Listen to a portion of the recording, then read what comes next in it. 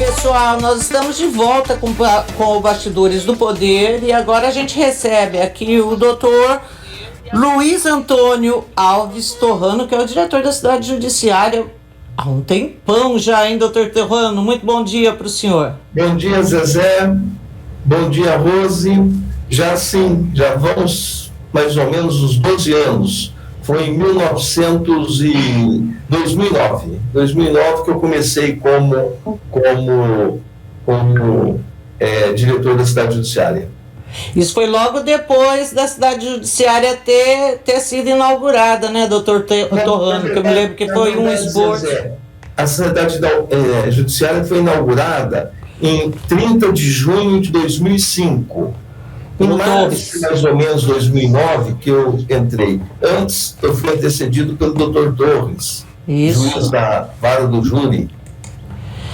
Me lembro bem. Foi uma luta e tanto para conseguir essa Cidade Judiciária. Coisa de dois. Aqui, que foi uma grande luta imensa, uma luta hercúlea do Dr. Torres. Ele que encabeçou e conseguiu todo aquele complexo para o Poder Judiciário. Foi uma luta que nós tivemos, dependências lá na Cidade Judiciária que nós devemos a ele, a luta dele. Bom, doutor Torrano, a gente hoje aqui, o senhor está conosco para falar de uma nova aquisição aqui para Campinas. Conta para o pessoal o que a Cidade Judiciária ganhou.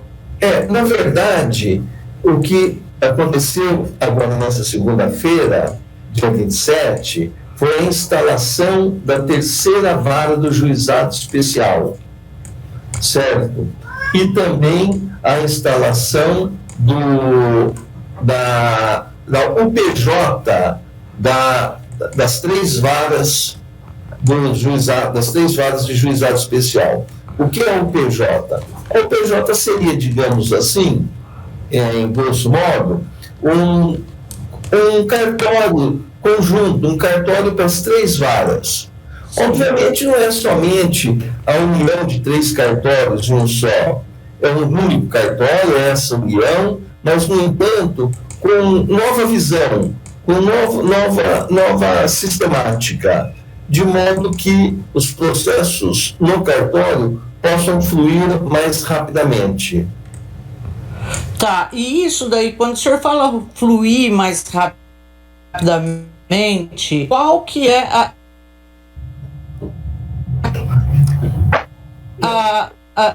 tem um caso hoje, qual é a expectativa do judiciário acerca desses prazos com a instalação do cartório?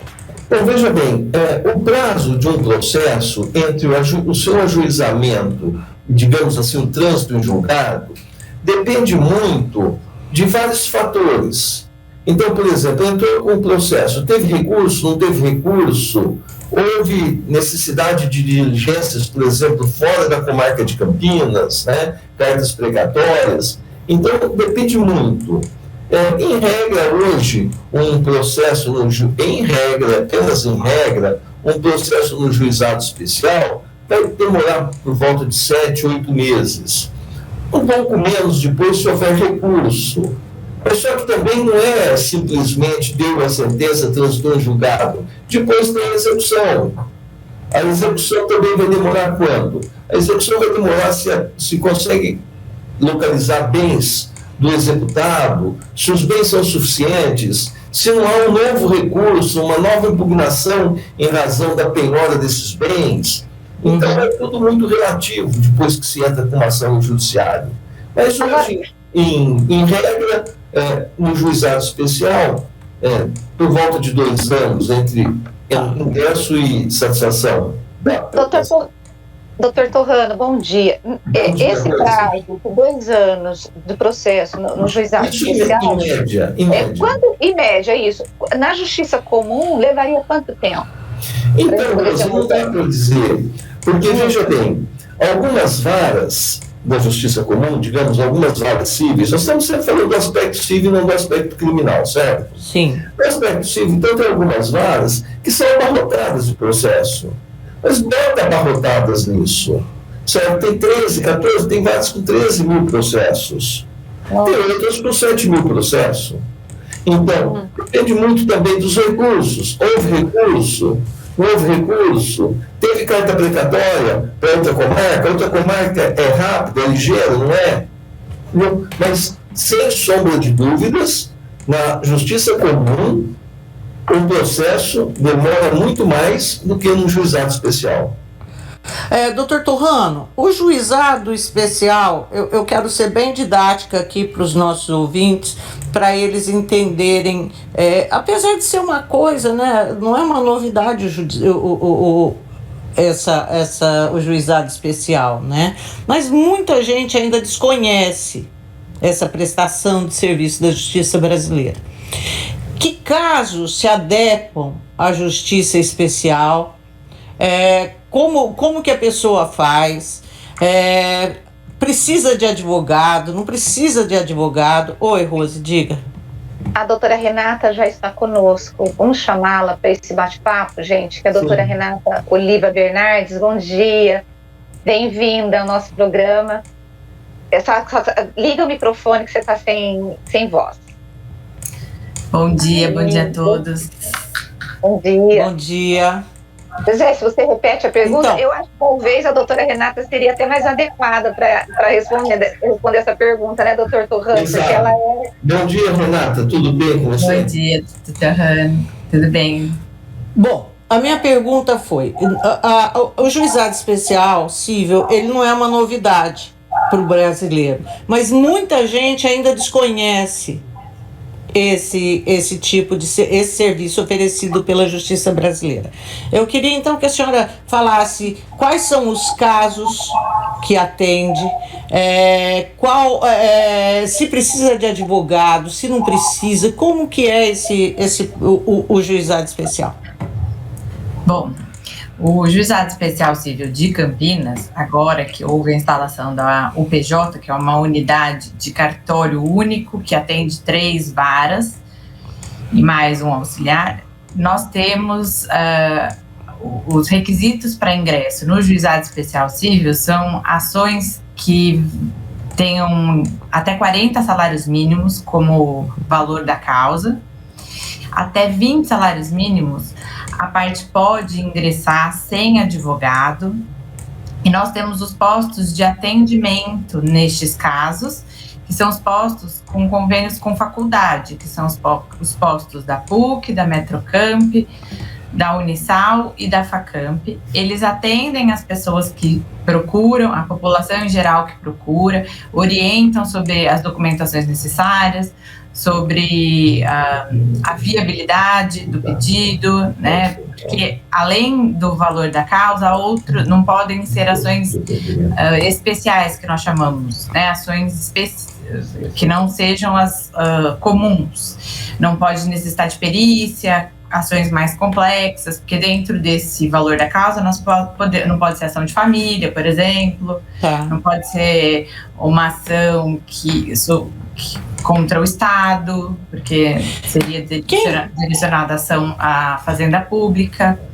Quem banca esse serviço? É o próprio Poder Judiciário? E aí eu queria que a senhora falasse também acerca de um projeto que acho que ainda está no Congresso Nacional e que visava restringir bastante isso, o juizado especial, colocando inclusive taxas e obrigações aí por parte de quem acionasse o serviço.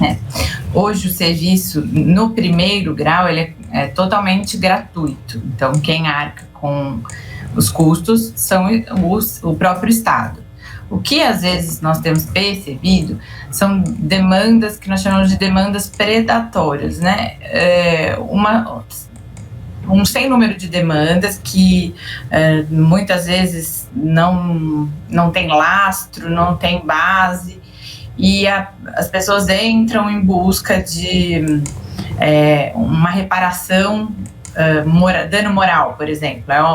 Muita gente busca sem que haja o mínimo de fundamento. Então, isso tem acarretado um ingresso em massa no juizado. O número de distribuição do juizado aumenta em progressão geométrica, a gente brinca. E é necessário conseguir de certa forma, colocar limites nisso para que a população não seja prejudicada e quem realmente precisa entrar com uma ação tenha os direitos garantidos. Então, esse processo legislativo que está em trâmite, ele visa balizar esse ingresso, mas não impedir o acesso, até mesmo porque, por exemplo, quem fosse beneficiário da justiça gratuita conseguiria ter acesso gratuitamente, da mesma forma, mas essa indistinção, né, de ser uma justiça que não tem nenhum custo, nenhuma consequência para quem entra e perde o processo, muitas vezes acarreta esse tipo de comportamento.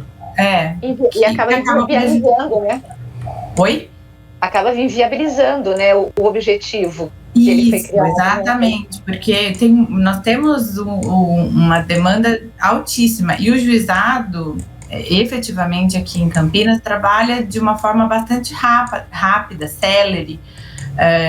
Eu posso dizer que mesmo durante a pandemia, em que houve o aumento de número de processos na minha vara, nós conseguimos, inclusive, diminuir o número de processos totais. Então, houve um esforço tremendo dos servidores que se adaptaram ao modelo virtual, que trabalharam muito mais do que as horas que trabalhavam no fórum, para se adaptar a esse novo modelo, para poder fazer as audiências por videoconferência, que estão sendo feitas no juizado desde o início. Tá. Então, nós nunca paramos, ao contrário, nós já nos adiantamos e estamos prestando esse serviço de maneira irrestrita, e por isso até eu acho que tem sido cada vez mais procurado. Deixa eu só dar um pitaco aí, doutora Renata. Claro. Bom, 2 pitacos.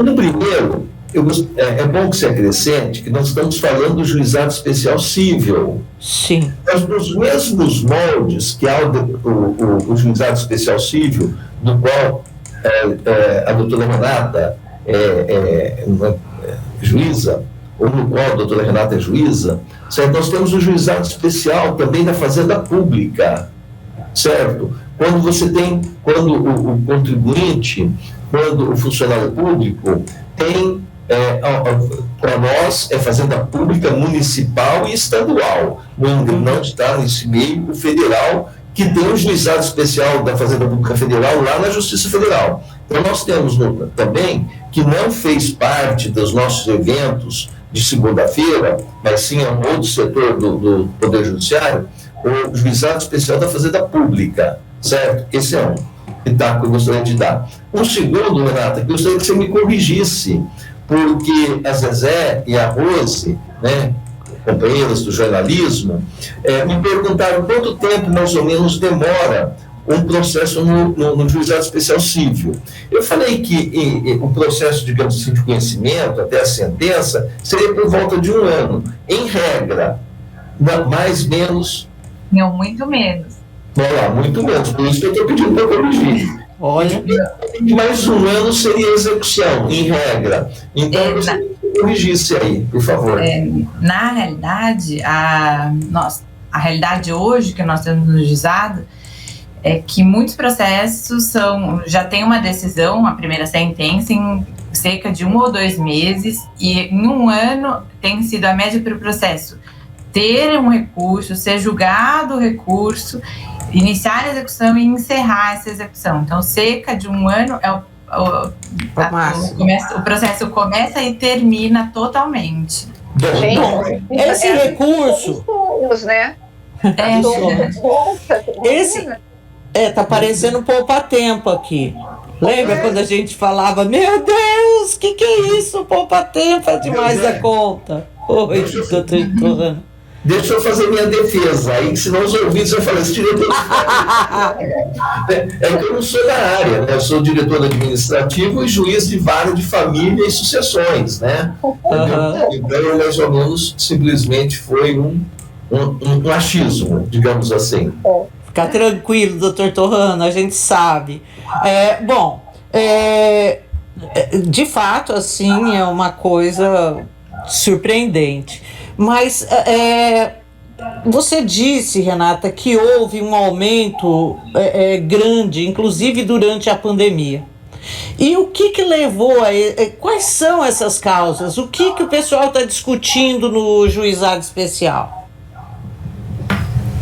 Olha, eu te diria que as discussões são inúmeras e versam sobre as mais diferentes questões. Então, muitas questões de consumidor, claro, muitas questões de descumprimento de contrato, que por conta, inclusive, da pandemia, não conseguiram adimplir seus contratos, os contratos, por exemplo, um contrato de locação que deixou de ser pago, um contrato entre partes privadas mesmo, que não conseguiu ser adimplido. Então, a pandemia trouxe problemas para muitas pessoas, e isso reflete no judiciário, que acaba sendo acionado quando há o descumprimento por uma das partes.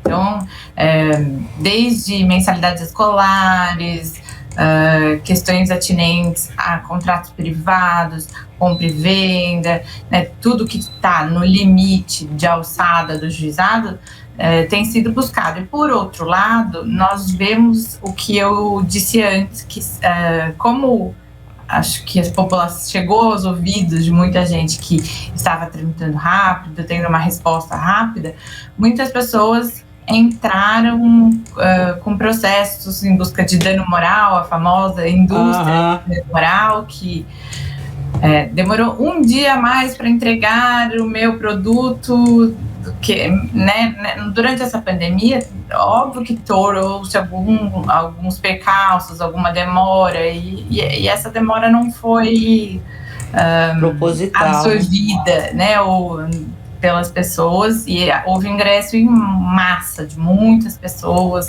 como se fosse uma forma de tentar aliviar o prejuízo financeiro que estava se sentindo, né, eventualmente. Muitas questões familiares, de vizinhança, porque, né, nós passamos a ficar mais em casa, então houve problemas de natureza pessoal, também nós sentimos muito aumento disso. Olha, briga é verdade. Agora, mas é um lance assim, você não fica em casa. Quando você passa a ficar, quer dizer, você vai estar se relacionando com questões que nunca foram questões, na verdade, né? A doutora Renata, ela colocou que na pandemia os funcionários acabaram trabalhando até mais, né? E os próprios magistrados. Como que foi essa adaptação da justiça nessas questões em relação a julgamentos, a decisões, tudo online? Eu não sei se eu acho que o doutor Tovani, depois a doutora Renata, mas como que a justiça se adaptou durante esse tempo? Porque eu me lembro que houve um favor por parte dos advogados, que iria se atrasar tudo, e eles não sabiam como que iria acontecer. Depois a justiça foi se acomodando, e a vida seguiu, como todos nós, em todos os segmentos. Mas como que foi isso na justiça? E quando a gente pensa em poder público, a gente pensa sempre numa máquina muito pesada, muito burocrática, e a justiça não foge a isso, né?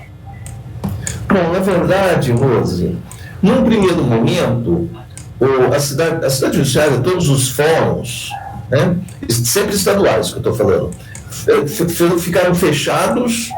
Somente a vigilância do pessoal da segurança lá. Não houve nada. Bom, mas paralelamente a isso, o tribunal disponibilizou, por exemplo, um e-mail para a primeira vara de Campinas. Então, o advogado queria falar com o juiz. Então, entrava em contato por esse e-mail, certo? O juiz marcava uma data e pelo sistema Teams, né, naquela data, tal como se ele tivesse agendado fisicamente no fórum. Nessa data, por e-mail, pelo Teams, conversava com o advogado, via o processo, etc. e tal. A mesma coisa os cartórios, né? Os processos hoje são, em grande parte, para não dizer a maioria, eletrônicos. Então, a petição é fácil. Nos processos físicos, realmente, no início, houve um pequeno atraso, certo? Mas depois também o tribunal arrumou uma sistemática de ou se digitalizar o processo por inteiro, ou a partir daquele momento, o que era necessário ser digital. Então, nós fizemos um subprocesso digital para os processos físicos, certo? E agora, depois que os funcionários voltaram, materializa todo esse, digamos, entre aspas, esse subprocesso, juntando ao processo físico, certo? No segundo momento, nós tínhamos a presença de 30% dos funcionários, nós tínhamos 2 grupos, funcionários e magistrados do grupo de risco e não grupo de risco. O não grupo de risco, seja magistrado, seja serventuário, 30% em rodízio, sistema de rodízio na cidade judiciária. E nos fóruns, em especial, nos fóruns em geral, aí, de São Paulo, capital e interior. E agora, a partir do dia 27, nós passamos a ter 50% de funcionários e não funcionários, seja do grupo de risco, seja do grupo de não risco, né? E mesmo assim, aqueles canais via internet, certo? Aqueles canais via internet continuaram funcionando. Mais ainda, a questão de 2 semanas atrás, o Tribunal de Justiça instalou o que se chama de balcão virtual.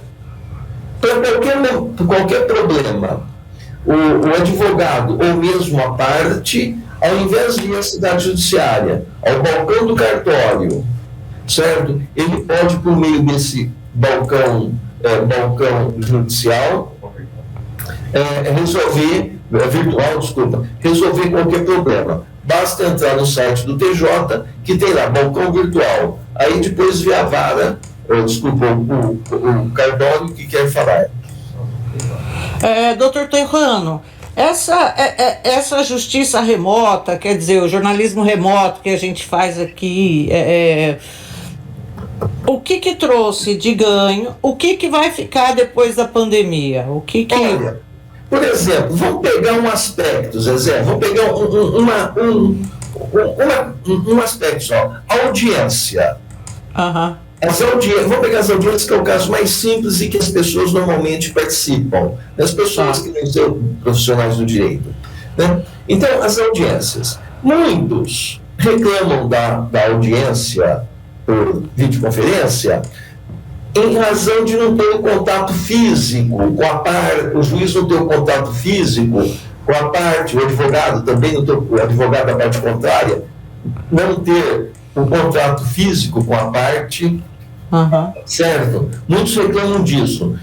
Mas, por outro lado, nós temos que ver que melhorou muito. Então, por exemplo, uma testemunha, ela dá o seu depoimento, ela fala para o juiz, no sistema tradicional, o juiz dita para o escrevente, que digita, reduzindo tudo a tempo, tudo escrito. Hoje não, é tudo gravado. Então, muito mais rápido, mas muito mais rápido mesmo. Tudo absolutamente gravado. Então, o advogado, por exemplo, quer se insurgir contra uma decisão ali na audiência dada pelo juiz. Não há necessidade de... Não, então vamos ver. Vamos consignar no termo de audiência isso. Não, quando ele falou, já está registrado. Então, veja que isso daí foi uma praticidade. Óbvio que tem os senões, por exemplo, aquele que eu falei do contato físico, com a parte, etc. e tal, né? Tá, mas o senhor acredita que essas audiências remotas, por exemplo, vieram para ficar? Olha, eu acredito que sim. Zezé, eu já fiz audiência ouvindo o mugido de vacas. Por quê? Que legal. A testemunha estava lá no sítio. Claro. Pegou o celular e falou. Eu já fiz testemunhas que a parte falou assim, doutor, um minutinho só que eu vou parar o caminhão aqui, onde pega melhor o celular. Então, eu acredito que, se não veio para ficar exclusivamente, mas pelo menos, minha opinião, que veio para ficar em termos de opção concorrente, ou física, presencial, ou por videoconferência. O senhor acredita que o fato de ser remoto... só uma perguntinha. Que o fato de ser remoto altera o resultado do julgamento? Esse negócio do contato físico é uma coisa importante, assim, pro juiz? Olha, eu posso dizer da minha experiência na vara de família, certo? Então nós temos investigação de paternidade, as ações, ação de alimentos, ação de divórcio, ação de guarda de filhos. Credo. Eu acredito que não. Eu acredito que na vara de família em especial, pelo menos comigo, o fato de a audiência ser remota, ser por videoconferência, eu não vejo prejuízo para uma justiça mais adequada, mais justa. Doutora Renata? Eu só ia complementar o que o doutor Torrano falou, que na experiência no juizado especial civil também tem sido bastante profícua, até porque as partes não precisam se deslocar até o fórum, não precisam esperar, elas têm o horário da audiência, e naquele horário todos entram, cada um do seu local ou de trabalho, ou da rua, como o Dr. Torrano disse, às vezes a pessoa está no meio da rua e para fazer um depoimento como testemunha. Então, os próprios advogados que no começo eu acho que tinham uma certa resistência, porque a gente não sabia realmente como funcionaria, eles mesmos hoje se mostram abertos a isso e perceberam que tem agilizado, tem facilitado a vida da população. E no caso do juizado, que tem muitas pessoas que tem que pegar vários ônibus para chegar na cidade judiciária, que são pessoas às vezes mais carentes, para elas tem sido muito mais, elas agradecem no final da audiência, que conseguiram fazer audiência sem ter esses deslocamentos, que perde quase um dia inteiro, né? É um momento em que entram na hora da audiência, e eu também não vejo nenhum prejuízo para o resultado do processo. Às vezes, ao contrário, elas se sentem, estando de longe, nas telas, me dá às vezes a sensação que elas se sentem mais à vontade para falar,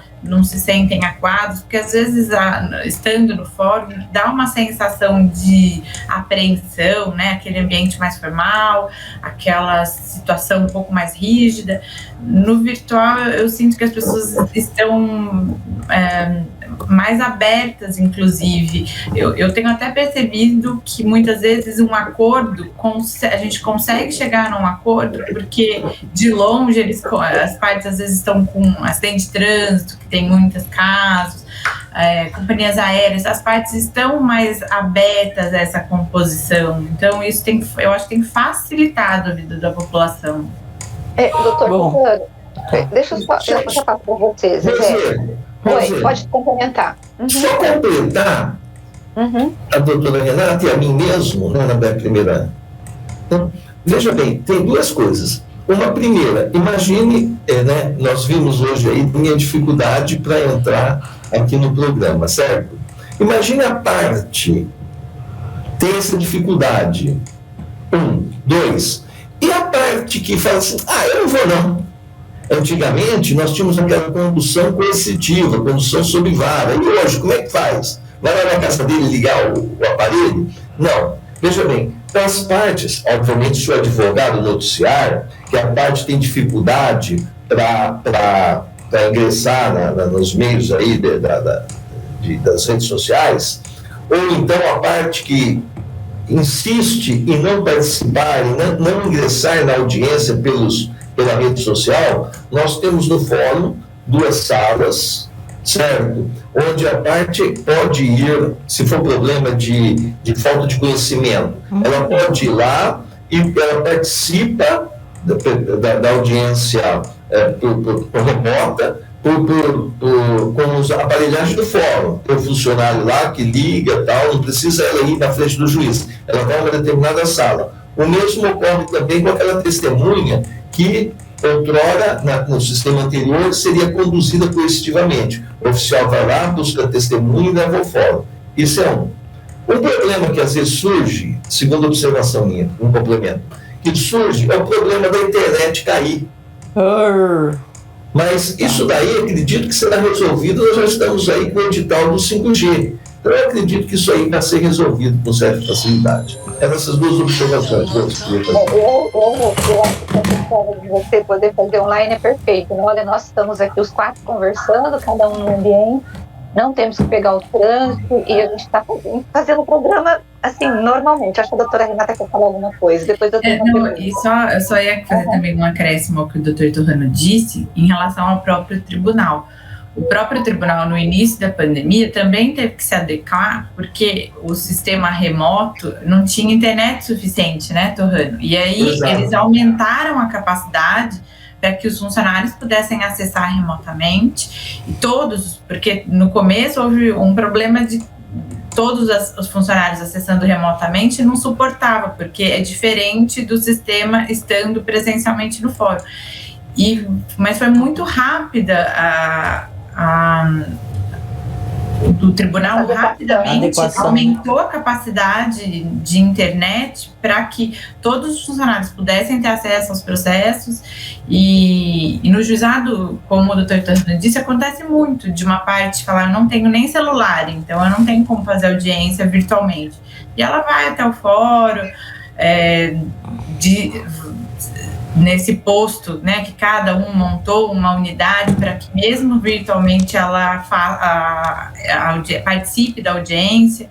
Eu concordo com você que isso tem trazido muitas facilitações. Como você disse, nós estamos aqui, cada um no ambiente, né, e rapidamente a gente se conecta e eu acho que produz bastante coisa, né, eu vejo positivamente, sim. Agora, doutor Torrano, deixa a gente vai terminar? Eu só vou fazer mais uma última pergunta. Não? Você também tem perguntas, né? Você viu que nós estamos explorando vocês dois aqui, vamos, né? Lá. Eu acho que seria com o doutor Torrano. Hoje, a comarca de Campinas tem quase 400 mil processos, né, tramitando, sendo que só no mês de agosto foram quase 9 mil novos processos que foram protocolados aí na Justiça Campinense. E o senhor disse também que tem varas que tem 13 mil processos, outras varas têm 7 mil. A minha pergunta é, 8.800 novos processos para uma cidade do tamanho de Campinas, isso é muito? E como que se faz em relação a essa sobrecarga de varas? Uma tem muito processo e a outra não tem. Eu fico imaginando que todos os juízes querem ficar onde tem menos processo, né? Porque, coitado, vai ficar lá desesperado. Como que é essa distribuição em relação à decisão? O juiz que pegou uma vara que está abarrotada, ele tem uma ajuda maior, tem mais funcionários, tem os juízes auxiliares, como que é feito esse trabalho? Veja bem. Bom, primeiro, então, um juiz de uma vara aposenta. Ou então ele se remove para São Paulo, para Indaiatuba, para algum lugar. A vara fica vaga. Então tem um concurso interno, seguindo uma escala. Então, por exemplo, para Campinas, que é uma entrância final, só pode se inscrever em remoção juízes de entrância final, que são as cidades grandes do estado, a capital é as cidades grandes. Ou então, por promoção, os juízes de entrância intermediária, que seria entrância de cidades, de comarcas de cidades de porte médio. Então, ele escolhe se vem para essa vara ou não. E para escolher, ele deve fazer uma pesquisa na vara, quantos processos tem, quantos deixa de ter. Bom, 2. Aí entraram 1.000 processos. Como que é a distribuição para esses juízes? Tem processos que, digamos assim, a matéria é mais simples, menos complexa do que outros. Como que é a distribuição? Veja bem, nós temos categorias de processos. Um exemplo, nós temos a categoria, digamos, despejo por falta de pagamento. Nós temos uma outra categoria, só para ficar claro, despejo para uso próprio. Então, a gente chama de casas. Então, o primeiro processo que vier despejo para falta de pagamento, vai para a primeira vara, no sorteio. O segundo vai para uma vara que é sorteada, supomos a primeira. O segundo vai para uma outra vara. O segundo processo dessa mesma casa vai sorteado para uma outra vara. Desde que, por exemplo, as 10 varas cíveis recebam cada um processo por sorteio dessa casa, de falta de pagamento. Então, é tudo por sorteio. E esse sorteio, antigamente, antes da internet, antes do computador, era feito na bolinha, como a gente vê na vara do júri, quando vai sortear os lados. O juiz lá na mesa, ele roda aquilo lá, então ele rodava, dava um número para cada processo e rodava, como se fosse um bingo. Hoje não. Hoje essa distribuição é automática, é por computador. Então, alguns juízes, então todos os juízes recebem o mesmo número de processos. Agora, por que algumas varas têm menos processos que outras varas? Né? Isso daí pelo seguinte, por exemplo, o processo da vara 1 se atrasou porque houve muitos recursos para o tribunal. Não terminou. Mas o processo da vara 2 terminou, porque não houve recurso. A parte pagou, não precisou executar. Então, são várias as circunstâncias que podem fazer atrasar um processo. E se o processo atrasar, ele fica esse número a mais do que daquela outra vara onde o processo não atrasou.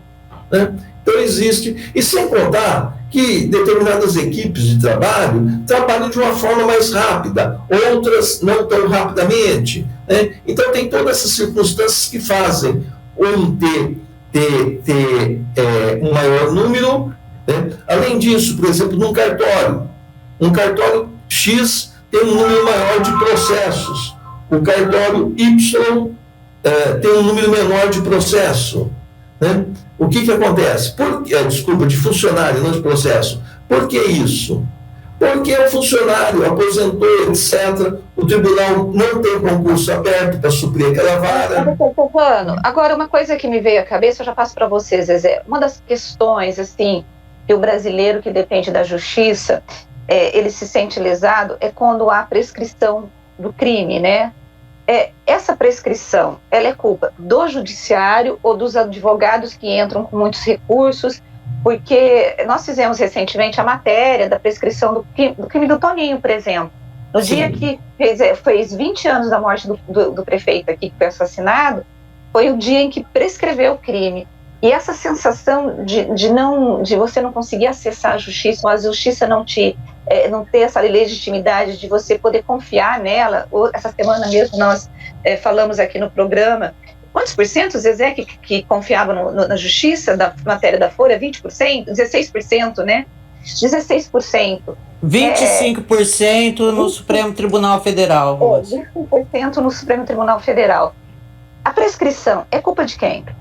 Olha, veja bem, esse problema de confiar na justiça ou não, também, antes disso, só para não querendo defender a justiça, mas apenas dar meu ponto de vista, ele é muito relativo.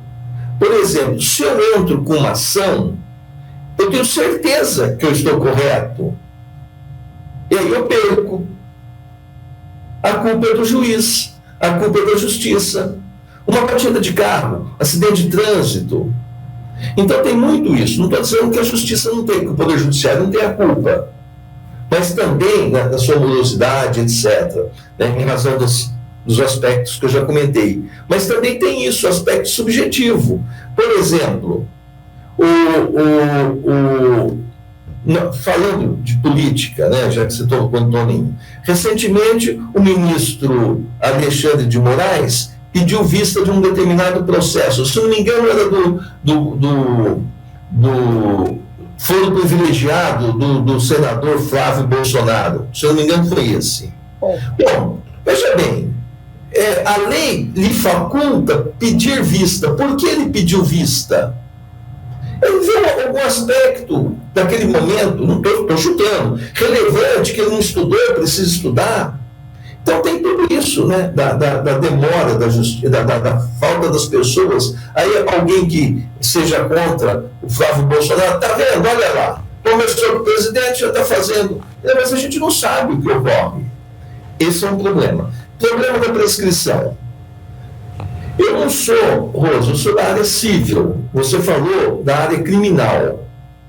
né? Mas na área civil, na área criminal, até onde eu me lembro, tem pontos, itens ou determinados momentos que, se passar entre o momento 1 e o momento 2, um prazo superior a X anos prescreve.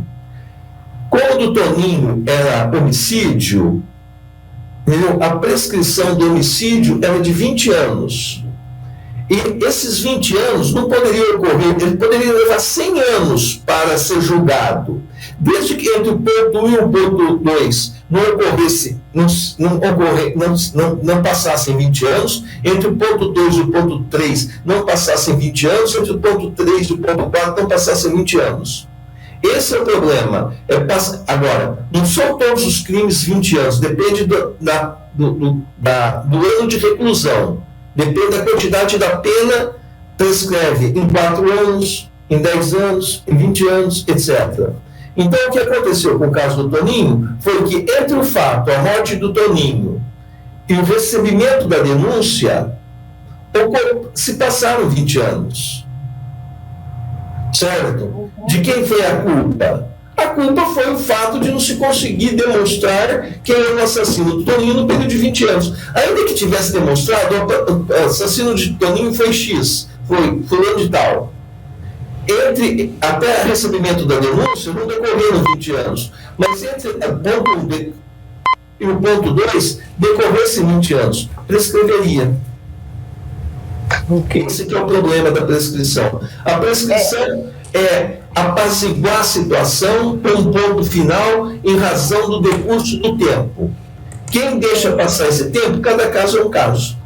Eu sei que a gente tem que ir para o break. Temos que ir, Rose. Mas eu tenho que falar aqui, fazer uma pergunta dos ouvintes, Zezé, que não tem a ver com esse assunto, mas é para o doutor Torrano. Eles estão dizendo, doutor Torrano, por exemplo, o Tandy Negão, ele falou assim que o senhor era candidato à presidência da Ponte Preta. E ele quer saber por que o senhor desistiu. Assim como a nossa ouvinte, Carmen, também quer saber por que o senhor desistiu de ser candidato à presidência da Ponte Preta. Eu sou ponte-pretano, todos sabem disso, né? Isso daí me vem no campo, estou sempre, às vezes vou fazer minhas caminhadas, né? Se a ponte ganha, eu coloco a camiseta da ponte, né? O chaveiro do meu carro tem o distintivo da ponte. Na verdade, um determinado grupo me viu com a possibilidade de ser candidato, mas eu nunca fui candidato. Houve essa conversa de que eu seria candidato, mas eu nunca fui candidato. Ocorreram alguns fatos, aí começou essa conversa de que eu realmente seria candidato. No começo de junho, eu publiquei uma nota que eu não era candidato, né? Publiquei essa nota, saiu até na internet que eu não era candidato. E agora, não era candidato. Por que eu não era candidato? Por diversos motivos particulares. Se eu eleito fosse presidente da Ponte, por exemplo, se eu eleito fosse presidente da Ponte, eu deveria me aposentar. Se eu me aposentar, eu não quero arrumar outro compromisso. Eu gostaria de ter minha vida particular, viagens, etc. Eu gozar a vida depois de 68 anos, trabalhando desde os 14. Né? Mas na semana passada aconteceram alguns fatos, irrelevantes falar aqui agora, que me deixaram muito aborrecido. Além de eu não ser candidato, nunca ter sido, mas sim falado que seria candidato, certo? Eu até pedi minha exclusão do Conselho Deliberativo da Ponte, que isso eu posso ser, eu como qualquer magistrado, pode ser, inúmeros, são uns do Corinthians. Nós tivemos um presidente da Ponte, doutor Limoges, desembargador Limoges, que era do Conselho Deliberativo do Corinthians. Nós temos o desembargador Ferreira Alves, que é do Conselho Deliberativo de São Paulo. Eu era do Conselho Deliberativo da Ponte. Quem não é do Conselho Deliberativo não pode ser candidato.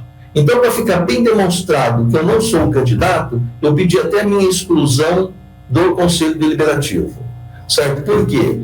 Porque meu nome está sendo envolvido em algumas coisas que me causaram muitos dissabores, que não vem ao caso nós falarmos. Pessoalmente, fiquei muito desgostoso e falei, vamos pôr uma pá de cal nisso. Tá certo. Não sei se eu respondi. Doutor Torrano, muito obrigada pela entrevista. Doutora Renata, obrigada também. Tenha um bom dia. Foi muito legal, foi muito esclarecedor. Obrigada, Zezé. Obrigada, Rosa. Agradeço pelo convite. Estamos sempre à disposição. Zezé, Rosa, me permitam chamá-la assim, né? Claro. Embora nós tenhamos pouco contato, mas sou sempre um seguidor das notícias de vocês aqui da região, né? De Campinas em especial. Muito obrigado, agradeço meu nome, agradeço a possibilidade de expor aí as coisas do Poder Judiciário. Estou sempre à disposição.